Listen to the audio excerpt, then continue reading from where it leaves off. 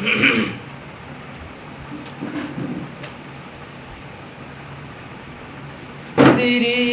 गणेशाय नमः। श्री सरस्वतीये नमः। श्री परमात्मने नमः। श्री जानकी बल्लभो विजयते तरंग। श्री राम कथा रस रसिक प्रभु शंभुनाथ हनुमान। प्रेम सहित आसन धरहूँ सुनहु कथा करुगान। सिया वर रामचंद्र की जय। अतुलित बल धाम महिमा सलाभ देहम। दनुजवन कृशानु ज्ञानी नामाग्रगण्यम।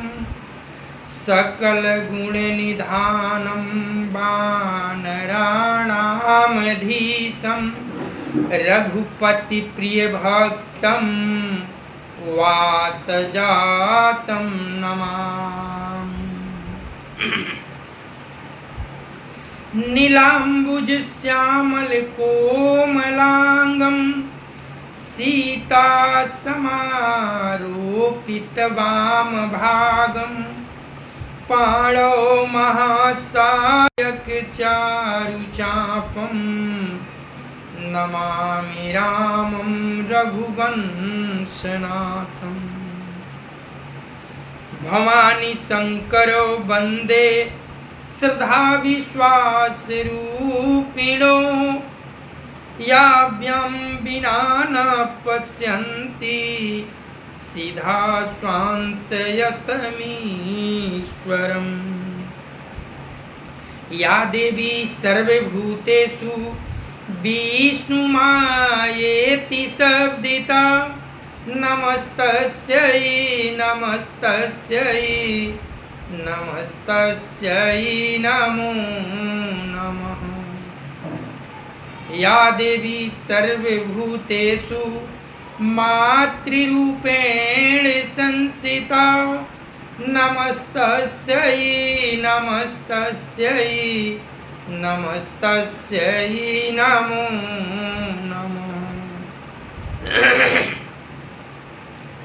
या देवी सर्वभूतेषु महासरस्वती रूपेण संस्थिता। नमस्तस्यै नमस्तस्यै नमस्तस्यै नमो नमः। या देवी सर्वभूतेषु महालक्ष्मी रूपेण संस्थिता। नमस्तस्यै नमस्तस्यै नमस्तस्यै नमो नमः। या देवी सर्वभूतेषु सर्वशक्तिरूपेण संस्थिता। नमस्तस्यै नमस्तस्यै नमस्तस्यै नमो नमः। श्री गुरु चरण सरोज रज। निज मन मुकुर सुधार। वर्णो रघुबर विमल जस। जो दायक फल चार। बुद्धिहीन तनु जानिके सुमिरो पवन कुमार। बल बुद्धि विद्या देहु मोहि। हरहु कलेश विकार। सिया वर रामचंद्र की जय।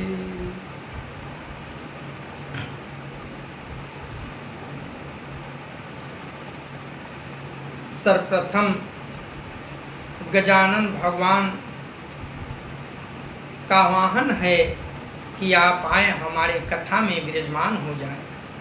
तत्पश्चात माँ सरस्वती से नर्म निवेदन एवं प्रार्थना है कि आप आएं और हमारी जिह्वा पर विराजमान हो जाएं।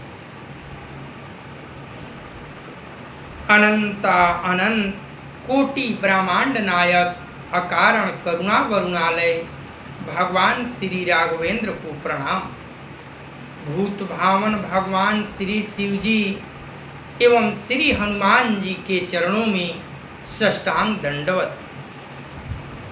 कली पावनावतार पूज्यपाद गोस्वामी तुलसीदास जी महाराज के चरणों में बारंबार वंदन। जय सिया राम, जय सिया राम, जय जय सिया राम।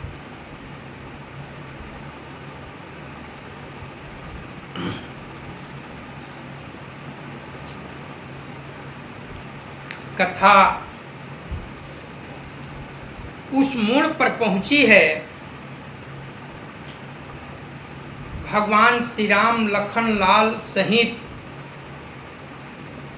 विश्वामित्र जी के जग की रक्षा करके निशाचरों का संहार किया, यज्ञ संपन्न कराया। इसके बाद जनकपुर जो धनुष यज्ञ का आयोजन हुआ था, वहां चलने के लिए मुनिवर ने प्रभु श्री राम और लखन लाल जी से कहा। चले जा रहे हैं आगे आगे मुनिवर, उनके पीछे प्रभु श्री राम जी और उनके पीछे भ्राता लखन लाल जी। चलते चलते बक्सर से कुछ पहले जगह का नाम है अहिरौरा, वहां भगवान पहुंचे तो रुक गए।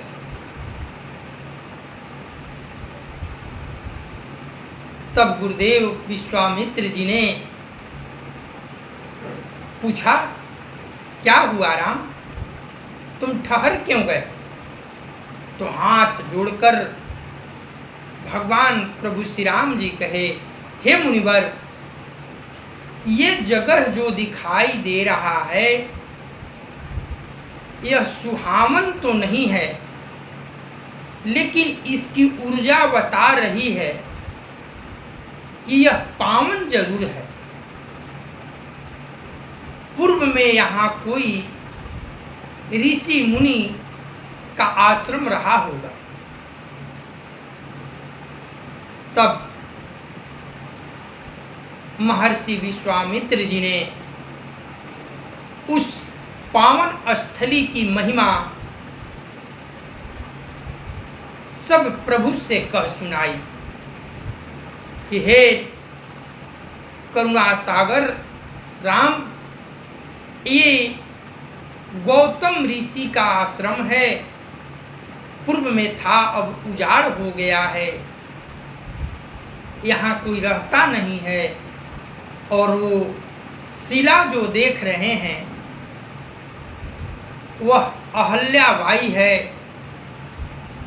गौतम ऋषि की पत्नी, और पति के श्राप से शिला बन गई है, और आपके चरणों की रज के लिए यह प्रतीक्षित है, प्रतीक्षा में खड़ी है, आप इस पर कृपा कीजिए। अब कथा इसके आगे।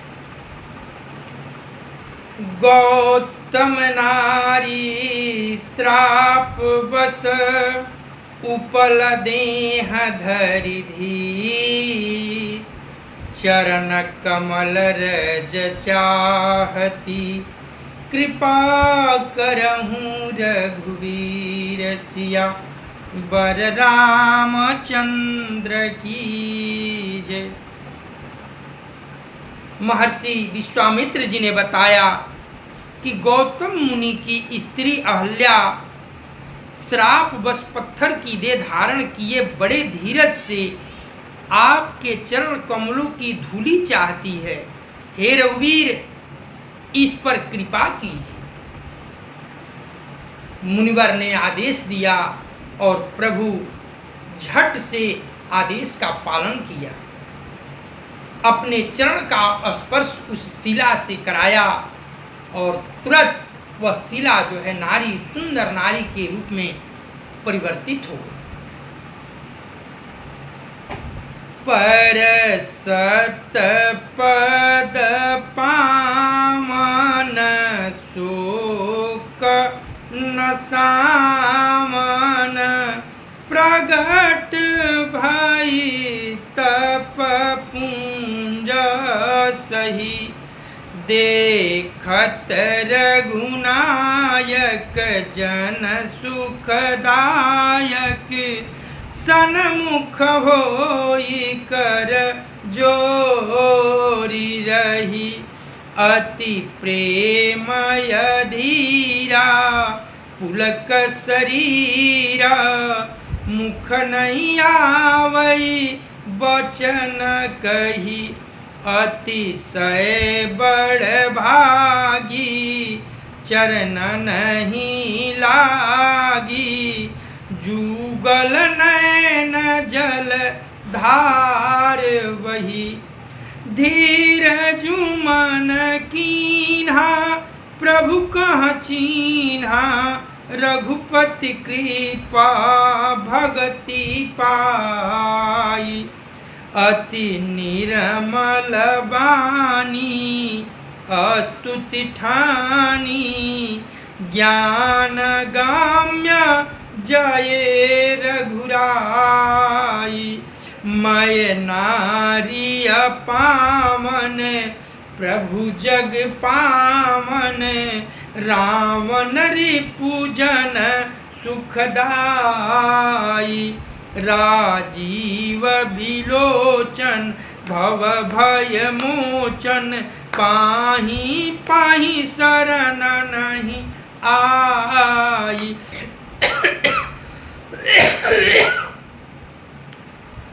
मुनि श्राप जो दीन्हा अति भल कीन्हा, परम अनुग्रह माय माना, देखहूँ भरी लोचन हरि भव मोचन, इन्हीं लाभ शंकर जाना, बीनति प्रभु मोरी मैं मति भोरी, नाथन मांगऊँ बरयाना, पद कमल परागा रसय अनुरागा, मम मन मधुप करये पाना,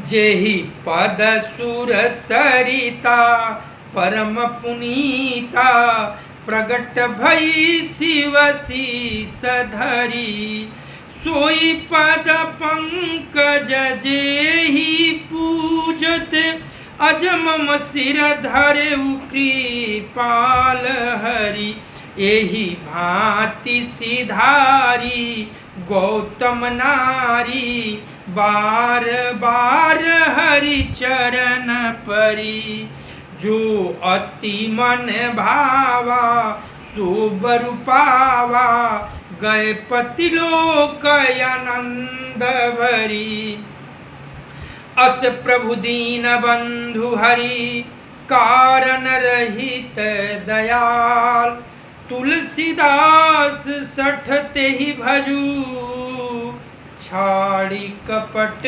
जंजाल, सिया बर रामचंद्र की जय। और वह शिला से बनी हुई सुंदर नारी अहल्या भगवान के चरणों में गिरकर प्रार्थना करने लगी। श्री राम जी के पवित्र और शोक को नाश करने वाले चरणों का स्पर्श पाते ही सचमुच वह तपोमूर्ति अहल्या प्रकट हो गई। भक्तों को सुख देने वाले श्री रघुनाथ जी को देखकर वह हाथ जोड़कर सामने खड़ी रह गई। अत्यंत प्रेम के कारण वह अधीर हो गई। उसका शरीर पुलकित हो उठा। मुख से वचन कहने में नहीं आते थे। वह अत्यंत बड़ी भागनी अहल्या प्रभु के चरणों से लिपट गई और उसके दोनों नेत्रों से जल, प्रेम और आनंद के आंसुओं की धारा बहने लगी। फिर उसने मन में धीरज धरकर प्रभु को पहचाना और श्री रघुनाथ जी की कृपा से भक्ति प्राप्त की। तब अत्यंत निर्मल वाणी से उसने इस प्रकार स्तुति प्रारंभ की। हे ज्ञान से जानने योग्य श्री रघुनाथ जी, आपकी जय हो। मैं अपवित्र स्त्री हूँ और हे प्रभु, आप जगत को पवित्र करने वाले, भक्तों को सुख देने वाले और रावण के शत्रु हैं। हे कमलनयन, हे संसार जन्म मृत्यु के भय से छुड़ाने वाले, मैं आपकी शरण आई हूँ, मेरी रक्षा कीजिए, रक्षा कीजिए। मुनि ने जो मुझे श्राप दिया सो बहुत ही अच्छा किया। मैं उसे अत्यंत अनुग्रह मानती हूँ कि जिसके कारण मैंने संसार से छुड़ाने वाले श्री हरि आपको नेत्र भर कर देखा। इसी आप दर्शन को शंकर जी सबसे बड़ा लाभ समझते हैं। हे प्रभु, मैं बुद्धि की बड़ी भोली हूँ। मेरी एक विनती है नाथ, मैं और कोई वर नहीं मांगती, केवल यही चाहती हूँ कि मेरा मन रूपी भौरा आपके चरण कमल की रज के प्रेम रूपी रस का सदा पान करता रहे। जिन चरणों से परम पवित्र देव नदी गंगा जी प्रकट हुई, जिन्हें शिव जी ने सिर पर धारण किया और जिन चरण कमलों की ब्रह्मा जी पूजते हैं, कृपालु श्री हरि आपने उन्हीं को मेरे सिर पर रखा। इस प्रकार स्तुति करती हुई बार बार भगवान के चरणों में गिरकर जो मन को बहुत ही अच्छा लगा, उस वर को पाकर गौतम की स्त्री अहल्या आनंद में भरी हुई पति लोक को चली गई। प्रभु श्री रामचंद्र जी ऐसे दीन बंधु और बिना ही कारण दया करने वाले हैं। तुलसीदास जी कहते हैं, हे सठ मन, तू कपट जंजाल छोड़कर उन्हीं का भजन कर। मंगल भावनया मंगलहारी, द्रवहु सुद सरथ अजिर बिहारी। चलय राम लक्ष्मण मुनि संगा, गए जहाँ जग पावनी गंगा। गांधी सुनु सब कथा सुनाई, जेहि प्रकार सुरसरि महियाई। तब प्रभु ऋषि समेत नहाए, विविध दान महिदेव नहीं पाए। हरखि चलाए मुनि वृंद सहाया, बेगी विदेह नगर नियराया।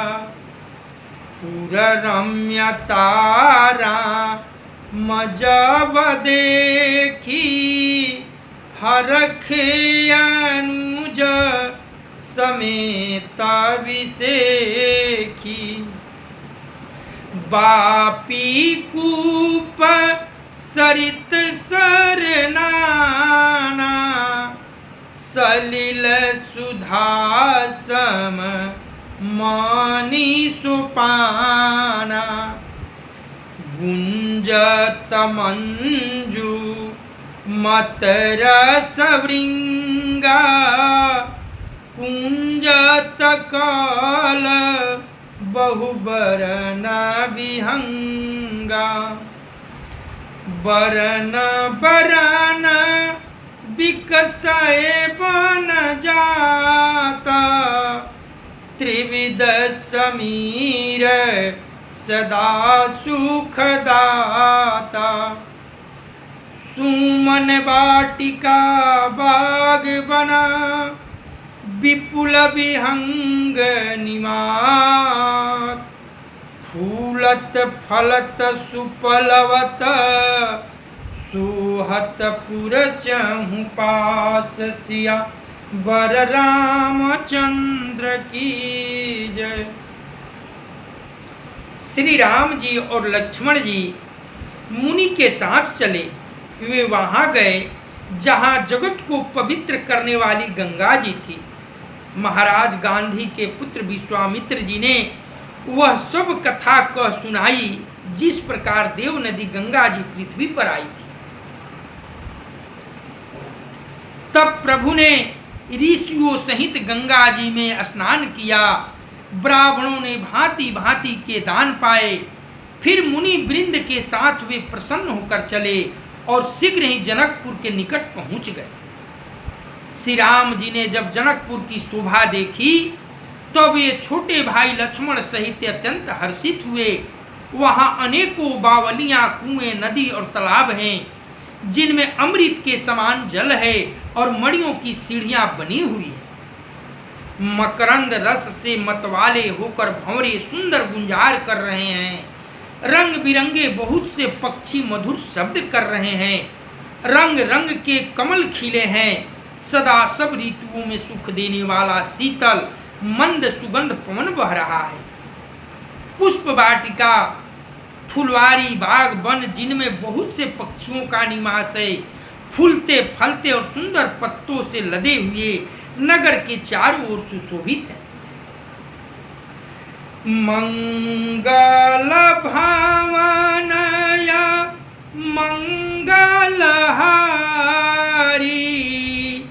द्रवहु सुदशरथ अजिर बिहारी बनई न बरनत नगर निकाई जहाँ जाई मन तहाँ ही लोभाई चारु बजारु विचित्र अंबारी मणिमाय विधि जनु स्वकर संवारी धनिक बनिक बर धनद समाना बैठे सकल वस्तुलय नाना चौहट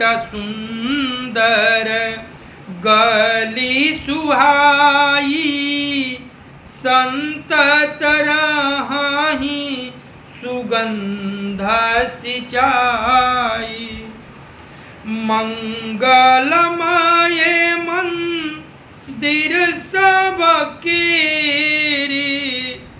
चित्रित जानू रतिनाथ चितेरे पुर नर नारी सुभग सूचि संता धर्मशील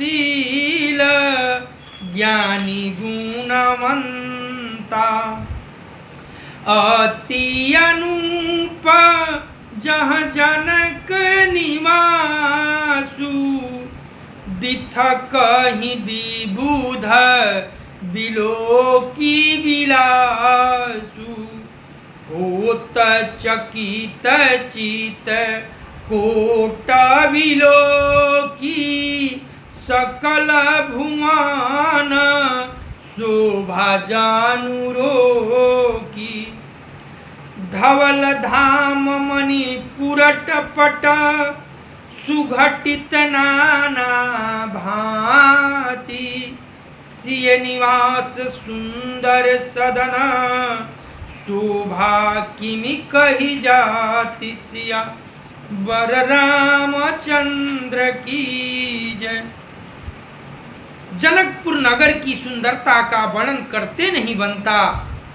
गोस्वामी जी कहते हैं वह इतनी सुंदर नगर है कि हमारे बस में उसका वर्णन करना संभव नहीं। मन जहाँ जाता है वहीं लुभा जाता है। सुंदर बाजार है, मड़ियों से बने हुए विचित्र छज्जे हैं, मानो ब्रह्मा ने अपने हाथों से स्वयं बनाया है। कुबेर की समान श्रेष्ठ धनी व्यापारी सब प्रकार की अनेक वस्तुएं लेकर बैठे हैं। सुंदर चौराहे और सुहावनी गलियां सदा सुगंध से सिंची रहती हैं। सबके घर मंगलमय हैं और उन पर चित्र कढ़े हुए हैं जिन्हें मानो कामदेव रूपी चित्रकार ने अंकित किया है। नगर के सभी स्त्री पुरुष सुंदर पवित्र साधु स्वभाव वाले धर्मात्मा ज्ञानी और गुणवान हैं। जहां जनक जी का अत्यंत अनुपम सुंदर निवास स्थान महल है, वहां के विलास से चर्च को देखकर देवता भी थकित हो जाते हैं।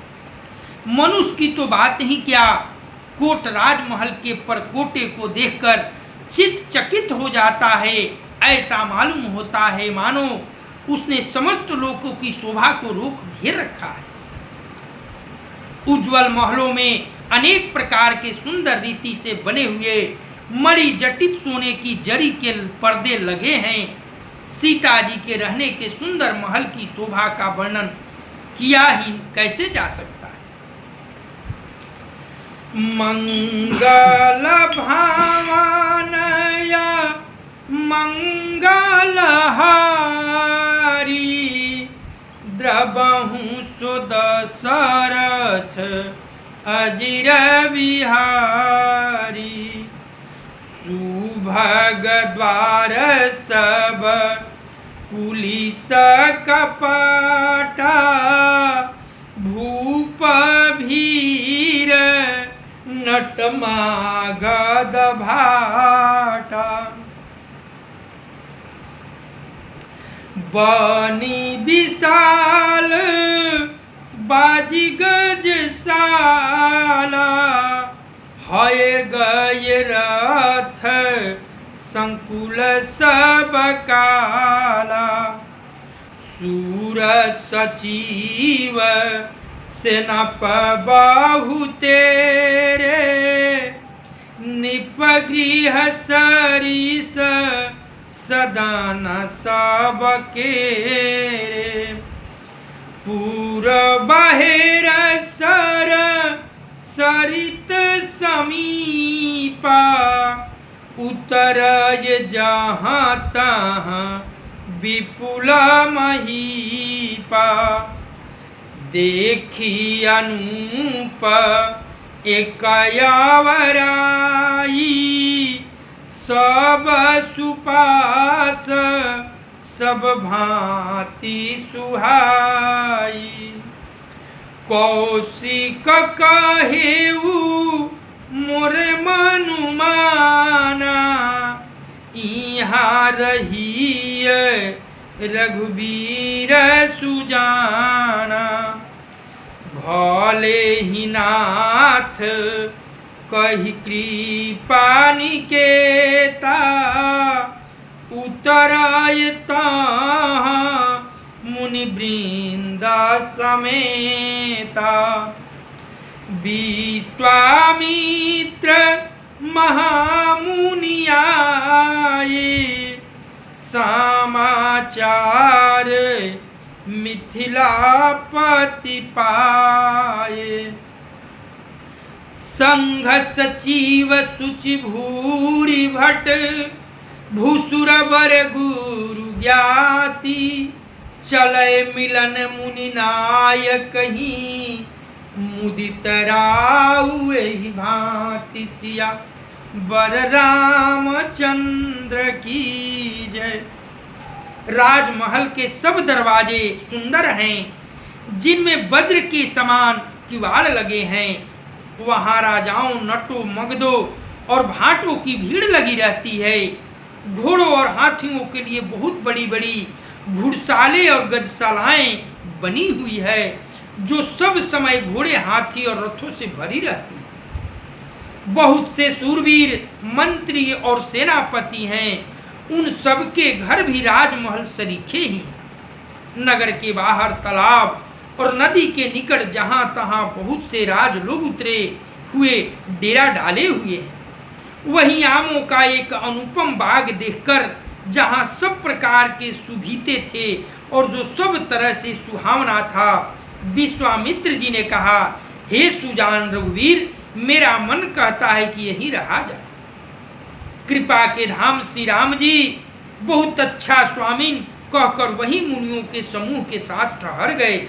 मिथिलापति जनक जी ने जब यह समाचार पाया कि महामुनि विश्वामित्र आए हैं, तब उन्होंने पवित्र हृदय से ईमानदार स्वाभाविक मंत्री बहुत से जोधा, श्रेष्ठ ब्राह्मण गुरु सतानंद जी और अपनी जाति के श्रेष्ठ लोगों को साथ लिया और इस प्रकार प्रसन्नता के साथ राजा मुनियों के स्वामी विश्वामित्र जी से मिलने चले। मंगल भामानया मंगलहारी द्रबहु सुदशरथ अजिर विहारी किन्ह प्रणाम चरण धरि माथा दीन्हि आशीष मुदित मुनिनाथा विप्र वृंद सब सादर वंदे जानी भाग्य बड़राऊ आनंदे कुशल प्रश्न कही बारहि बार विश्वामित्र नृपहि बैठारा तेहि अवसर आए दो भाई गए रहे देखन फूलवाई श्याम गौर मृदु बयस किशोरा लोचन सुखद विश्वचित चोरा उठे सकल सब रघुपति आए विश्वामित्र निकट बैठाए भय सब सुखी देखी दो व्राता बारी विलोचन पुलकित गाता मूर्ति मधुरा मनोहर देखी भयहु विदेहु विदेहु विषेखी प्रेम मगन मनु जानि निपु करि विवेक धरि दी बोले मुनि पदनाई सिरु गद गद गिरा गंभीर सिया बर रामचंद्र की जय। राजा जनक जी ने मुनि के चरणों पर मस्तक रखकर प्रणाम किया। मुनियों के स्वामी विश्वामित्र जी ने प्रसन्न होकर आशीर्वाद दिया। फिर सारी ब्राह्मण मंडली को आदर सहित प्रणाम किया और अपना बड़ा भाग्य जानकर राजा आनंदित हुए। बार बार कुशल प्रश्न करके विश्वामित्र जी ने राजा को बैठाया। उसी समय दोनों भाई आ पहुंचे जो फुलवारी देखने गए थे। सुकुमार किशोर अवस्था वाले श्याम और गौरवर्ण के दोनों कुमार, नेत्रों को सुख देने वाले और सारे विश्व के चित्त को चुराने वाले हैं। जब रघुनाथ जी आए तब सभी उनके रूप और तेज से प्रभावित होकर उठकर खड़े हो गए। विश्वामित्र जी ने उनको अपने पास बैठा लिया। दोनों भाइयों को देखकर सभी सुखी हुए। सबके नेत्रों में जल भर आया। आनंद और प्रेम के आंसू उमड़ पड़े और शरीर रोमांचित हो उठे। राम जी की मधुर मनोहर मूर्ति को देखकर विदेह जनक विशेष रूप से विदेह देह की शुद्ध बुद्ध से रहित हो गए। मन को प्रेम में मगन जान राजा जनक ने विवेक का आश्रय लेकर धीरज धारण किया और मुनि के चरणों में सिर नमाकर गदगद प्रेम भरी गंभीर वाणी में कहा। क्या कहे जनक जी? मंगल भावनय मंगलहारी द्रवहु सुदशरथ अजिर विहारी कहूँ नाथ सुंदर दो बालक मुनिकुल तिलक किनिप कुल पालक ब्रह्म जो निगम नेति कही गावा उभय भेष धरी की सोइयावा सहज विराग रूप मनु मोरा थकित होत जिम चंद चकोरा ताते प्रभु पूछहु सती भाऊ कहूँ नाथ जन करऊँ दुराऊ इनहि बिलोकत अति अनुरागा बरबस ब्रह्म सुखहि मन त्यागा कह मुनि बिहसी कहेउ निपनी का वचन तुम्हार न होई आली का ए प्रिय सबही जहाँ लगी प्राणी मन मुसुकाही रामु सुनी बानी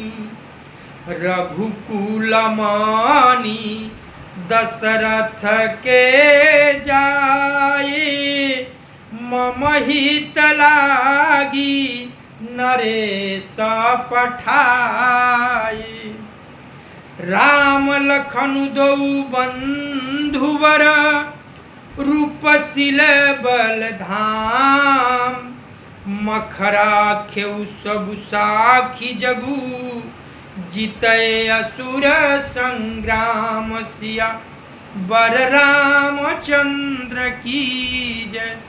हे नाथ कहिए जनक जी ने उन दोनों कुमारों को देखकर मोहित हो गए और विश्वामित्र जी के चरणों में हाथ जोड़कर बोले, हे मुनिवर, ये दोनों सुंदर बालक मुनि कुल के आभूषण हैं या किसी राजवंश के पालक, अथवा जिसका वेदों ने नेति कहकर गान किया है, कहीं वह ब्रह्म तो जुगल रूप धार कर नहीं आया है।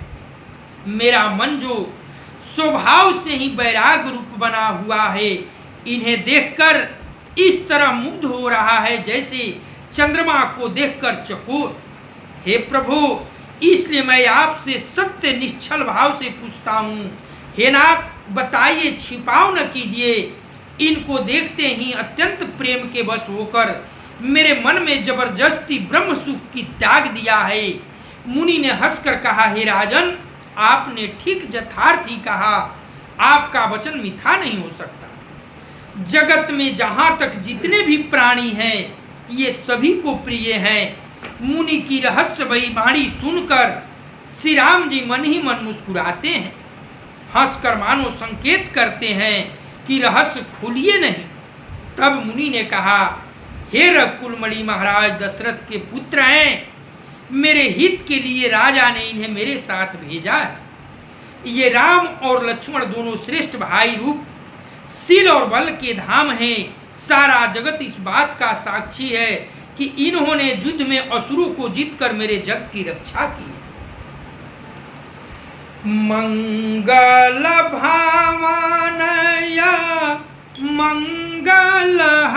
मंगलहारी द्रवहु सुदशरथ अजिर विहारी मुनि तव चरण देखे कहराऊ कही न सकऊ निज पूर्ण प्रभाव। सुंदर श्याम गौर दो व्राता आनंद हूँ के आनंद दाता। इनका ये प्रीति परस्पर पावनी कही न जाई मन भाव सुहावनी। सुनहु नाथ कहाँ मुदित विदेहु ब्रह्म जीव ईव सहज सनेहु। पुनि पुनि प्रभु ही चितव नर नाहु पूलक गात उरयधिक उछाहु। मुनि प्रशंसी नई पद शीशु चले उलवाई नगर अवनीसु। सुंदर सदनु सुखद सब काला ताहाँ वासु लदीना भुआला।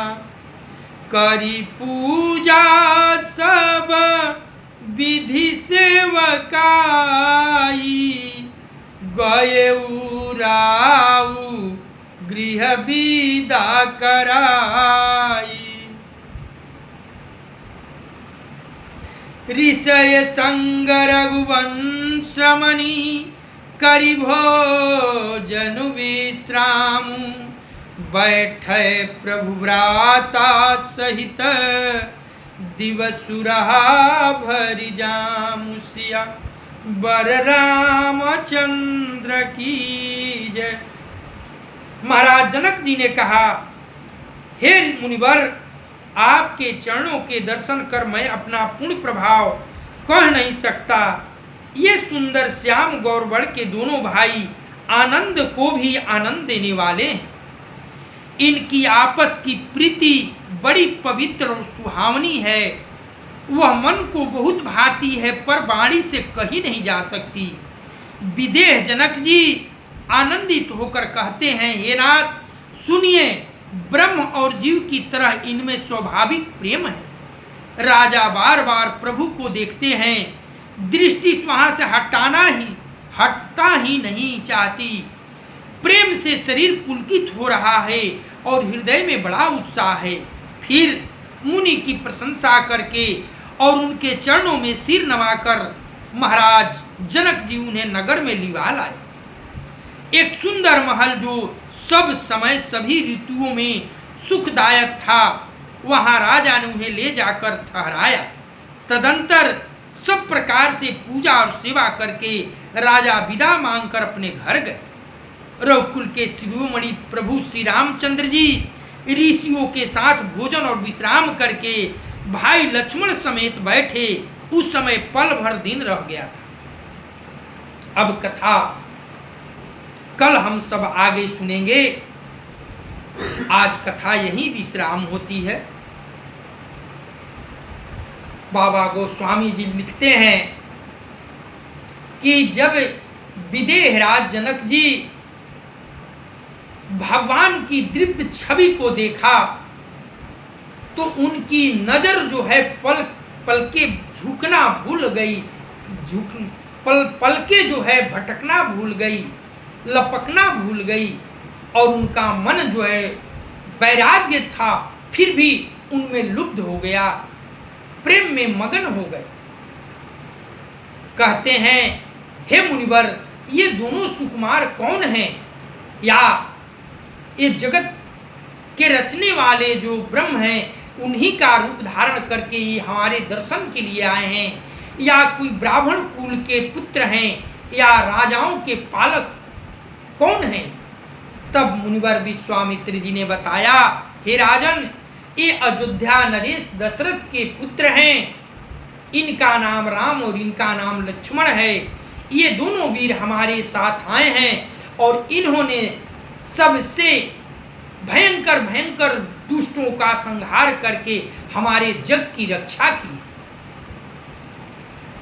फिर उनका दर्शन करके जनक जी आदर पूर्वक नगर में ले आए और सुंदर महल जौन था अयोध्या का, उसमें विश्वामित्र जी सहित दोनों बालकों को ठहराए। अब कथा यही विश्राम होती है। मंगल भावनया मंगलहारी द्रवहु सो दशरथ अजिर बिहारी करे पूर गौरम करुणावतारम संसार सारम भुजगेंद्रहारम सदा वसंतम हृदयारविंदे भवम भवानी सहितं नमामि त्वमेव माता च पिता तमेव बंधु च सखा तमेव विद्या द्रविणं तमेव सर्वं मम देव त्वमेव सर्वं मम देव। कथा विसर्जन हेतु है सुनो वीर हनुमान, जो जन जहाँ से आए हो सो तह कीन्हो प्रस्थान। देव सब निज आश्रम गए शंभु गए कैलाश सिया वर रामचंद्र की जय। पवन सुत हनुमान की जय। उमापति महादेव की जय। ओम नमः पार्वती पतये हर हर महादेव।